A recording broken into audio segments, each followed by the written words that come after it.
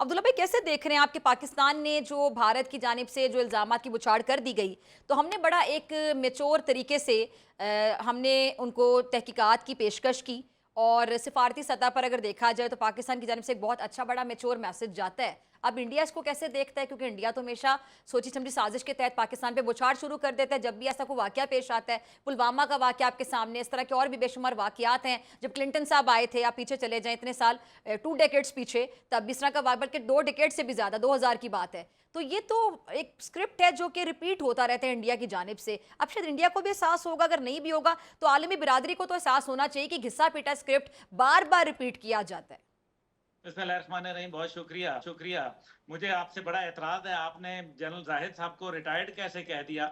ये तो हाजिर हैं अल्हम्दुलिल्लाह अपने मैदान में। जब इनके मादरे वतन ने इनको बुलाया है तो आप देखें कि किस तरीके से ये पाकिस्तान के सहाफती मैदान के ऊपर और अमली तौर पर जो है ये, और मुझे पक्का यकीन है कि अगर कभी खुदा ना खास्ता जंग का कोई समा हुआ, जो कि इंडिया इतना बुज़दिल है कि उसमें इतनी हिम्मत नहीं है, लेकिन अगर हुआ तो जनरल साहब ने पहले भी पाकिस्तान के लिए गोली खाई है। और ये पीछे हटने वाले नहीं है, तो ये हमारे फौजी रिटायर नहीं होते। मुझे बड़ा इस बात पे एतराज है। थैंक यू जी। दूसरी कोई शक जो नहीं। बात आपने कही है पाकिस्तान की, देखें पाकिस्तान का जो बड़ा वाज़ेह एक स्टांस है, पाकिस्तान हमेशा फैक्ट्स के ऊपर बात करता है, रियलिटीज के ऊपर बात करता है, लेकिन इंडिया हमेशा परसेप्शंस के ऊपर बात करता है, झूठ के ऊपर बात करता है।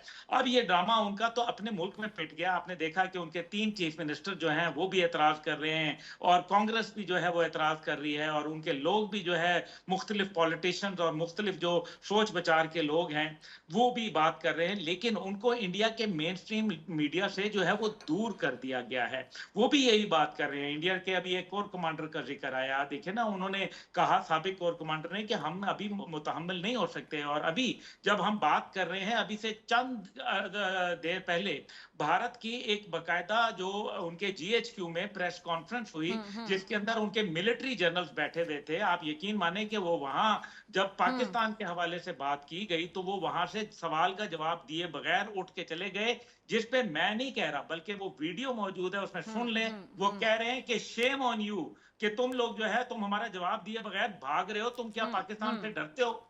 तो ये देखें, अब जो बात आ रही है, आपने कहा पाकिस्तान ने तो बड़ी वादे पेशकश की है, इंटरनेशनल दुनिया को भी कहा है, लेकिन मैं इससे बढ़कर बात करूंगा। इस बार माफी से काम नहीं, हमें सिर्फ जो है सबूतों की बात नहीं। अगर ठीक इंडिया है ने जी। सबूत ना दिए तो यकीन माने कि फिर पूरा पाकिस्तान जो है उसको चाहिए कि वो ये कहे सही। कि हमसे माफी मांगो, अपने झूठे इल्जाम वापस लो। और जहां तक आपने स्क्रिप्ट राइटिंग की बात की है, ये इन्होंने मेरे ख्याल में 2-4 दे के किसी 5वीं ग्रेड की भारतीय की बॉलीवुड फिल्म से जो है ना, वो उसके स्क्रिप्ट राइटर से जो है वो इन्होंने स्क्रिप्ट लिखवाया। किसी बेहतर था, मेरे से पैसे ले ले आइंदा, अगली दफा मैं कोई इनको इनको खैरात चंदा कर देंगे। जनरल साहब से भी मैं रिक्वेस्ट करूंगा, आप भी दे देंगी, आप तो हमारी मुजाहिदा है। तो इंशाल्लाह ताला इनको किसी ए क्लास जो फिल्म वाला है ना, उससे स्क्रिप्ट लिखवाएंगे, ताकि इस किस्म के बॉन्डे और घटिया लूप होल जो है ये ना छोड़ दें। इससे इनकी बेइज्जती होती है, इनके अपने मुल्क में इनकी मुंह पे कालक मली जाती है, और लोग इन पे थू थू करते हैं, और थूकने की वजह से नरेंद्र मोदी का चेहरा पहले भी मकरू था, मजीद मकरू तर हो चुका है। अभी हिलाली साहब ने थिंकिंग प्रोसेस ये लफ्ज इस्तेमाल किया, आपने भी सुना होगा, जैन साहब आपने भी सुना होगा। थिंकिंग प्रोसेस पे मुझे एक बड़ा डाउट हो रहा है अब्दुल्ला भाई। ये जो ट्राइका बना वहां पे, नरेंद्र मोदी, अजीत डोवल और ये जो अमित शाह, तो ये थिंकिंग होती होगी, कोई थिंक कुछ करते होंगे, सोचते होंगे? नहीं, अगर थिंक करते होते तो कम से कम कुछ बेहतर तरीके से, नकल के लिए भी तो अकल चाहिए। ये जो भोंडा मेरे ख्याल में मजाक हुआ है, ये तो अब इनके लिए खुद ही एक गले का पहाड़ी बन गई है, और आप देखेंगे इनका सवाल इसी से शुरू होगा। लेकिन इससे हट के मेरे ख्याल है कि जो हम मीडिया के ऊपर बात कर रहे थे, देखिए मीडिया के लिए जरूरी है कि हमें समझना चाहिए कि भारत के अंदर काफी सारे एनडीटीवी और दीगर जो थे वो आजाद थे, लेकिन उसके बाद अडवाणी ने और जो अंबानी ने आधे से ज्यादा 98% मीडिया जो है वो खरीद लिया। और वो हमें मालूम है कि कॉर्पोरेट इंडिया जो है उसकी बुनियाद के ऊपर नरेंद्र मोदी इलेक्शन लड़ के आया था। इसी वजह से जो सिखों की अभी मूवमेंट चली और किसानों की मूवमेंट चली, उसके पीछे भी यही था कि कॉर्पोरेट इंडिया जो है वो किसानों का गला काट रहा था। और जाहिर है कॉर्पोरेट इंडिया से जो है ये अंबानी, अडवाणी और टाटा, बिरला, ये सारे जो है वो फायदा उठाते हैं। इस वजह से ये जो आवाजें थी जो कि बैलेंस्ड वॉइसेस थी, लाइक बरखा दत्त वगैरह, वो उन्होंने अपने प्राइवेट चैनल खोल लिए और तमाम के तमाम जो एनालिस्ट आते थे, वो उस टाइम पे अब वो एनालिस्ट वहां नहीं बैठते, क्योंकि वहां कुछ और लोगों को बिठाया जाता है जो कि वॉर मॉन्गरिंग करें, जो हिस्टीरिया क्रिएट करें और झूठ के ऊपर, मबनी के ऊपर जो बातें हैं वो फैलाएं। दूसरी बात, इसके अंदर जो थिंकिंग प्रोसेस आपने कहा, देखिए थिंकिंग प्रोसेस इन तीनों का तो है नहीं। अजीत डोभाल को अभी जो है, जो गुरपंत सिंह पुन्नू के हवाले से जो अमेरिका में प्लॉटिंग की, वहां की अमेरिकन अदालत ने जो है उसको अब नामजद कर दिया है कि मुमकिन तौर पर जो अमित शाह है वो इसके पीछे, अमित शाह जो है वो पीछे है इसके। और दूसरी बात इसके अंदर जो है वो बड़ी, अभी आप देखें, सत्यपाल मलिक जो कि गवर्नर था इसका कश्मीर का, उसने कहा कि अगर पुलवामा का खुरा लगेगा तो फिर पता चलेगा कि वो मोदी के घर जा पहुंचेगा। ये बात वो कह रहे हैं। फिर मेडेलिन ऑलब्राइट की किताब पढ़ लें, जिसके अंदर वो क्लिंटन के वाकये को कहती हैं कि जब क्लिंटन के आने पे सन 2000 में ये एक 36 सिखों को कत्ल किया गया चितसिंहपुरा के अंदर, तो उसने कहा कि हमें ये शक है कि ये तो भारत का अपना एक स्टेज ड्रामा था, उन्होंने खुद रचाया था।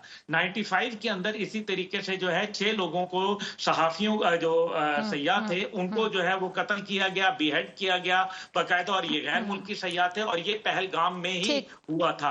अब ये जो थिंकिंग प्रोसेस है, इसके अंदर 2 मुमालिक और हैं, एक है अमेरिका और एक है इजराइल।